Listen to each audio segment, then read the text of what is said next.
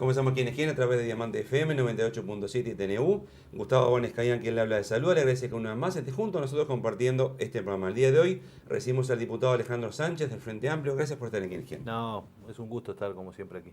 Usted el 31 de julio, en su audición de M24, decía que blancos y colorados condenaron a una generación entera a la pobreza. Ahora, sin embargo, la presidenta del INISA, Gabriela Fulco, hace pocos días en Búsqueda, dijo que hay adolescentes en Uruguay, obviamente todos criados en el gobierno del Frente Amplio, porque por eso son adolescentes, que se comunican a través de sonidos guturales, o sea, que ni siquiera tienen un vocabulario adecuado, y muchos de ellos en conflicto con la ley no son rehabilitables. Todos crecidos en los casi 15 años del gobierno del Frente Amplio. Bueno, ahí hay varios aspectos. Primero, yo no comparto la idea de que haya personas no rehabilitables. No la comparto en absoluto esa perspectiva. Porque desde la perspectiva pública, uno no puede partir desde las políticas públicas pensando de que la gente no puede cambiar y transformarse. Y si no se les generan oportunidades a las personas, que esas personas están condenadas a hacer eso.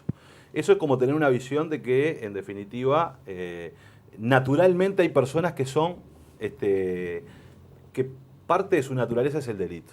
Y yo no comparto esa expresión, ¿no? Creo que, al contrario, hay que trabajar sobre otra perspectiva y otro paradigma. Lo dijo quien está a cargo de reeducarlos. Sí, está bien. Lo dijo quien lo dijo. Que está todos los días con ellos, los ve. Sí, si yo asumiera que no son rehabilitables, no asumiría el INISA.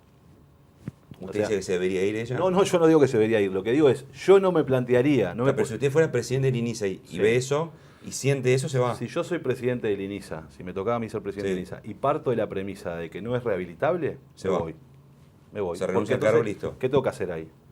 Si yo parto de la base de que no puedo hacer nada. Entonces no creo que sea eso. Con esto, ¿debería ser eso, Fulco? No, Fulco que haga lo que entienda que tiene que hacer. No, pero usted puede sugerir cosas. No, yo no le sugiero nada a Fulco. Simplemente le dice lo que usted haría. Yo lo haría eso.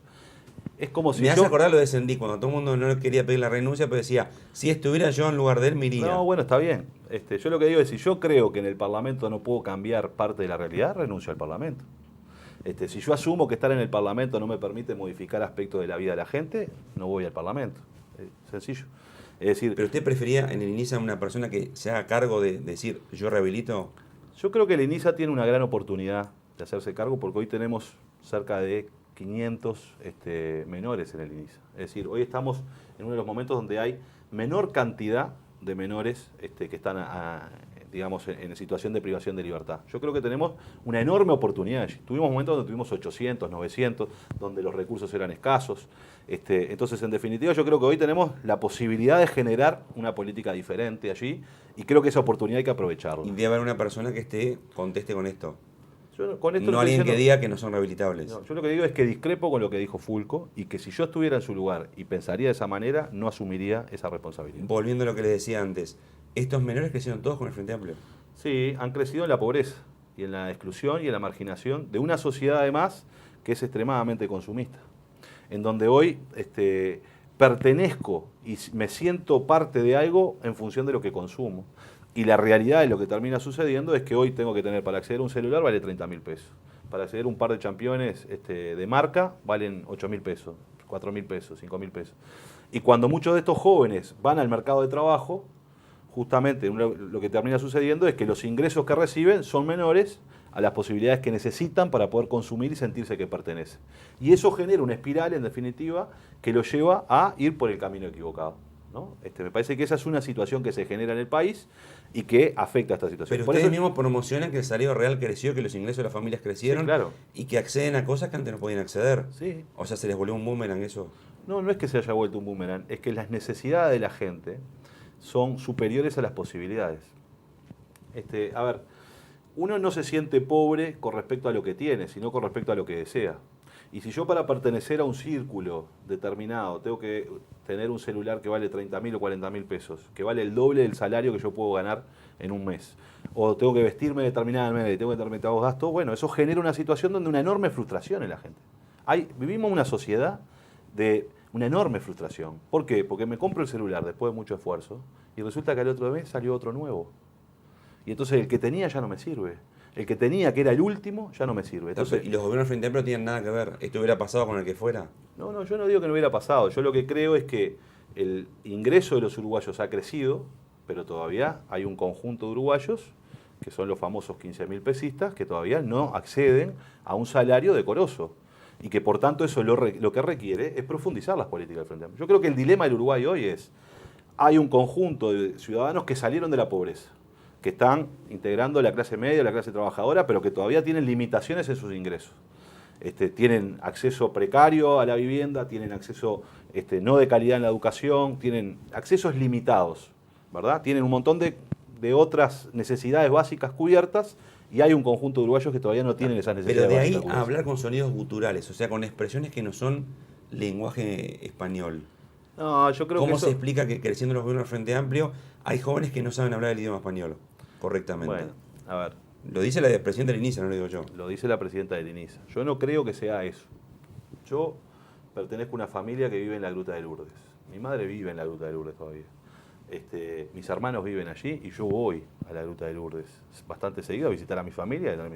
Es verdad que existe, y eso siempre existió, una cultura que también se empieza a desarrollar a partir de nuevos fenómenos, ¿no? Como por ejemplo el de las redes sociales, el de los mensajes de texto, donde los gurises hoy escriben con un montón de cosas recortadas, pero porque forma parte de esa construcción.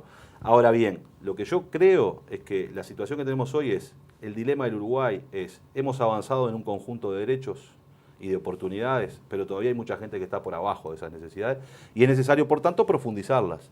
Y este es el dilema del Uruguay. ¿No están resueltos todos los problemas? No. El camino es cambiar lo que se ha hecho hasta ahora. Ese es el camino a la Argentina. Cambiemos los gobiernos que vamos a dejar lo que está bien y vamos a cambiar lo que está mal. Y así le está yendo a los argentinos. ¿No se controla en mejor Uruguay hay que profundizar. ¿No se controla mejor a quien no está educado adecuadamente? Yo lo que creo que nosotros tenemos una enorme limitación en el acceso a la educación de los sectores más bajos, ¿no? El Uruguay hoy gasta $2.138 por alumno y los liceos privados en Uruguay gastan $4.000 por alumno y los países del primer mundo gastan $8.000 por alumno, ¿no? Entonces, si yo tengo que la educación privada en Uruguay gasta $4.000 por alumno y característicamente quienes acceden a la educación privada son sectores medio altos, que tienen un acervo cultural, que tienen capacidades de su familia de atenderlo, y estoy gastando $2.138 en la educación pública, donde básicamente van, además de la clase media, van los pobres, es mucho más difícil trabajar en la educación de un pobre que trabajar en la educación de alguien que viene de una clase media alta. Si ese pobre crece intelectualmente, después le va a exigir más. Y está muy bien. Y usted tiene un problema mayor. No es que tenga un problema Hoy no mayor. puede resolver las necesidades, si mañana le exigen más. No, yo creo que la sociedad tiene que avanzar en términos de igualdad. Y todavía hay mucha tela para cortar en ese sentido. El 25% de la riqueza del país se lo apropia menos del 5% de la población. Es decir, el 5% se apropia del 25% de la riqueza. Usted entonces no admite ningún fracaso en las políticas sociales. O sea, No, yo no digo que haya... casi 15 años de gobierno estuvieron todo bien. No estoy diciendo. El Frente Amplio ha cometido muchos errores. No, en políticas sociales que era como el buque insignia original. Empezó con un plan de emergencia y siguió. Yo creo que las políticas sociales van... Ahí no hubo errores. A ver. El Frente Amplio comete errores en todas las políticas. Porque, como decía mi abuela, el que hace se equivoca. Nosotros no somos perfectos. Y si alguien piensa que el Frente Amplio es perfecto, comete un grave error. Porque comete el error de la soberbia, ¿no? Y cuando uno se pone soberbio, no tiene la capacidad de ser autocrítico para mirar dónde están los problemas y cómo resolverlos.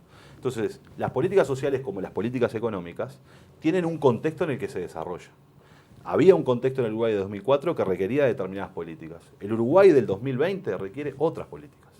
¿Por qué? Porque algunos de los problemas que ya estaban instalados en el 2004 están resueltos, hay nuevos problemas, hay nuevas dificultades y por tanto lo que implica es reelaborar las políticas. No se puede seguir haciendo lo mismo. Hay una vieja frase que dice, si usted siempre hace lo mismo, no espere nuevos resultados diferentes. Entonces, en realidad, el contexto económico y social del Uruguay es totalmente diferente y eso requiere repensar las políticas sociales, repensar las políticas económicas, repensar las políticas industriales. Entonces, desde mi punto de vista, evidentemente hay errores en la construcción política del Frente Amplio de políticas públicas. Hay ensayo y error, hay cosas que salieron muy bien y hay cosas que no dieron el resultado. Concretamente, ¿en qué se erró en las políticas sociales? ¿Qué estuvo mal? A ver, yo si tengo que mirar las políticas sociales, lo que creo que muchas veces desagregamos demasiado.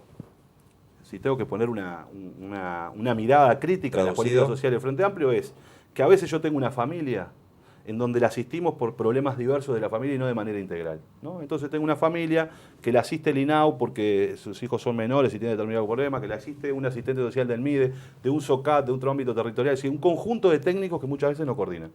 Y yo creo que lo que hay que partir de la base es, hoy, tratar de salir de las políticas desagregadas y agregar las políticas, es decir, pensar la familia en términos globales y poder asistir a esas familias de otra manera. Eso sin lugar a duda. El otro componente que me parece que es importante es cómo logramos construir políticas universales. Esto es, que la educación sea de calidad. Es decir, el acceder a la educación es un derecho que no estaba garantizado en el Uruguay. Porque en realidad en el Uruguay los hijos de los trabajadores hacían solo la escuela, ¿no? Hoy tenemos en la Universidad de la República que más de la mitad de la población es el primer integrante de la familia que pisa un ámbito universitario. El segundo desafío importante después de lograr el acceso al derecho, como en el caso de la salud, es la calidad. Y por tanto esas políticas universales son las que nos van a permitir mayor igualdad. ¿Y el asistencialismo no se termina nunca? ¿Darles plata a las personas Lo que pasa es que ahí ha habido una construcción sin que es la contrapartidas? Sí, yo parto de la base primero de que a veces se construye una idea que está asociada a que hay gente que recibe partidas sociales, ¿no? El MIDES, la tarjeta Uruguay Social, y que está en la casa tomando mate. Y este es un estereotipo que se construye en la sociedad. Y la gente dice, no, yo no puedo vivir con 15.000 pesos por mes. Y esa gente piensa que hay personas que reciben 4.000 pesos del MIDE y viven con 4.000 pesos por mes. No viven. Puede haber alguna patología que no haga nada, por supuesto. Pero eso no se va a terminar nunca. No, El que no. se da 4.000 pesos por mes sin que haga nada a cambio. Siempre va a existir. A mí me gustaría tener una renta básica universal, que todos los uruguayos recibieran una partida que garantizara que no se murieran de hambre. Todos, sin distinción. Gane lo que gane. Gane lo que gane. ¿Cuánto le daría a cada uruguayo? Lo indispensable para no poder, ¿Cuánto por es ejemplo, eso? lo que está Hoy, en a valores la de línea hoy. de la indigencia, unos 6.000 pesos por mes. ¿Por qué A, no pueden a los tener? 3 todos. millones y pico uruguayos. A los 3 millones de uruguayos. Sí, sí. El que le sobre, que haga lo que quiere, el que le falta, le viene bárbaro. Le viene bárbaro. ¿Y con qué lo financia? Bueno, ahí está la gran discusión de las rentas básicas universales, pero eso, Impuesto a la tecnología, como se hace. impuesto a la tecnología, como dice Bill Gates. Por ejemplo, Bill Gates dice, bueno, si vamos a un mundo de robots, donde los robots van a cada vez a hacer más trabajo por los humanos, esos robots no pagan impuestos. Por tanto, hay un incremento enorme de productividad y esa productividad, si no se redistribuye en la sociedad, es apropiada por pocos, ¿no? Y esta es la situación que vive el mundo actual. Y donde ya estamos en ese momento nosotros. No estamos en ese momento. Vamos hacia ese lugar. Pero hay que prepararse para eso. Ah, claro, uno tiene que prepararse antes de que las cosas sucedan. Por ejemplo. ¿Lo ve como para proponer en el próximo programa de Frente Amplio esta idea? Bueno, yo le he propuesto en varias oportunidades, Pero para el próximo programa. y capaz que sí, es una idea interesante de empezar a ver. Por ejemplo, yo me plantearía que el Uruguay estableciera que ningún menor de 18 años en el Uruguay, no importa a qué sector o a qué familia pertenezca, tuviera el ingreso suficiente como para poder subsistir y no tener que, por ejemplo, pasar hambre. Y poner esa situación, yo eso me lo plantearía. Si el siglo pasado fue el siglo que abolió la esclavitud, este siglo, el XXI, debería ser el siglo que nos preparemos los humanos para abolir la pobreza. Porque ningún ser humano tiene derecho a morirse de hambre. La tecnología, a medida que vaya sacando espacio de trabajo, usted lo resuelve con renta básica, perfecto. ¿Y ese tiempo libre qué pasa? Y seguramente lo podemos dedicar a muchas cosas. Porque vio que el ocio mal manejado es un problema grande. Sí, pero... O sea, yo me quedo en mi casa, me dan plata por vivir, no preciso plata, No, listo. pero usted piensa que con ¿Y una qué hago? renta básica, que lo que hace es cubrir las necesidades básicas, la gente va a dejar de trabajar. Media hora, una hora. No sé, y bueno, será un poquito más libre, porque vamos a ser esclavos del trabajo. Está bien. Y fíjese que, por ejemplo, ¿qué es lo que necesitan nuestros hijos? No se imagina que dé para otras prácticas eso. No, Para que la cabeza mal razonada arranque para cualquier lado. Ojalá de para otras prácticas, como por ejemplo darle mucho más cariño y amor a nuestros hijos. A veces la gente piensa que tiene que trabajar 12 horas por día para comprarle un montón de regalos a sus hijos. Y lo que necesita tu hijo es un abrazo. Es que esté su padre, que esté su madre. Eso es lo que necesita tu hijo. No necesita que le traigas todos los días un regalo. Y que labures 14, 16 horas por día para llevarle más regalos y más cosas. ¿Se tiene fe para dejarlos en la casa y que nadie salga a buscar otra cosa? ¿Y Bien. que le den más cariño a sus hijos? Y por supuesto, ¿por qué no? ¿Y por qué no va a suceder eso? Al contrario, capaz que alguno se puede dedicar a estudiar. Por ejemplo, hay mucha gente que ha tenido que elegir entre estudiar y trabajar. Las mujeres en el Uruguay, producto de la situación en donde vivimos en una sociedad que las ha marginado enormemente, muchas veces tienen que optar cuando tienen un hijo entre trabajar, estudiar y atender al hijo, porque los cuidados se encargan las mujeres. Bueno, entonces en este caso capaz que las mujeres no tienen por qué elegir dejar algo cuando tienen un hijo, sino que pueden dedicarse a estudiar, a formarse, a capacitarse. ¿Lo invito a una pausa? ¿Cómo no? Continuamos a partir de la misma aquí en Quienes Quieren con el diputado Alejandro Sánchez del Frente Amplio, recordándole como siempre que el horario principal de emisión de nuestro programa los días jueves, 23 horas a través de Diamante FM 98.7 y TNU. Pausa y continuamos en Quienes Quieren.